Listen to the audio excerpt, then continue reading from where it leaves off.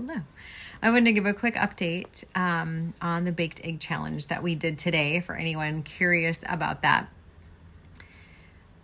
First off, food challenges are deemed possible. They're never necessary. They're never anything you have to do.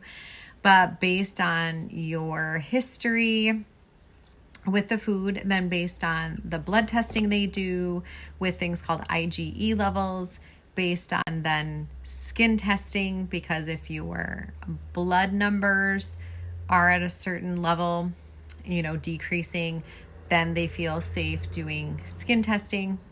And based on those skin testing results, how your body reacts to the food or environmental thing or anything on your skin, then they'll deem whether it is possible for you to go ahead and do a food challenge. So really quick, I have to go pick up kids. Based on all of that, depending on what food you have, you'll take the food and you'll get like a minute amount, say of in this case, we were using a muffin that I made. We have to follow a specific recipe, but if it's that, or if it's a nut or whatever, you start with a minute amount, you take that, you wait 15 minutes. We're observing for skin changes, mouth feeling, stomach ache, coughing, sneezing, runny nose, any signs whatsoever. You do that and you progress in the amount and you wait every 15 minutes in between. And then at the end, once you've consumed a certain amount, in this case, it was going to be 2 grams of protein, then you wait an hour. Okay, I'm going to finish from the car because I just had to go pick up all the children. Okay, so that's how a challenge goes. And so the first step of a challenge is just a minuscule amount. And I can't remember if I think it's a pre-weighed amount. And so for this challenge, for the baked egg, it was maybe a pea-sized amount, something like that of the muffin, maybe a little bigger. But my point, it wasn't much. So they come in, give him that. He takes it down, let him know it's going to take about, they'll come back in 15 minutes and then we'll observe and we'll check, his stomach, his back and everything again and make sure everything's good. And before she even has all of that out, he's like, wait, the side of my tongue is itchy. There you go. So she's like, okay. And he, Everett really assesses. So he drank some water and then said, yep, side of my tongue is it was just one side of his tongue. He's like, it's really uncomfortable. It's really itchy. Okay. She's like, I'm going to go get the doctor. So she went out to get the doctor. Everything's very close. Our room was right across from the nurse's desk and everybody's out there. The door's open. They're moving around. They're there because this is what they do. And so she goes and it's progressing. It's like it was moving slowly down. He's like, okay, my throat is now itchy. Then it was my throat now feels really raw. And he was drinking a lot of water.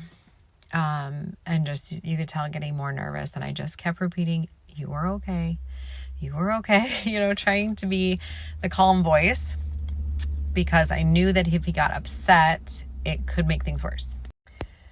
So then, actually within no time at all, but it felt like forever because I checked out in the hall twice and that was probably 2 minutes, 3 minutes tops. The doctor came back in. She started checking him over and the nurse was following her right behind with liquid Zyrtec, which is where they start. And then they're with him and observing him. And I guess the liquid Zyrtec works within 15 to 20 minutes. Just a note, I didn't know that. But if you're taking Benadryl can take up to 1 hour to work. So do never rely on Benadryl for an allergic reaction. Please, never. And so then constant observation, because we need to know if things are progressing. Is there anything on the stomach, anything on the back, any hives, any stomach ache?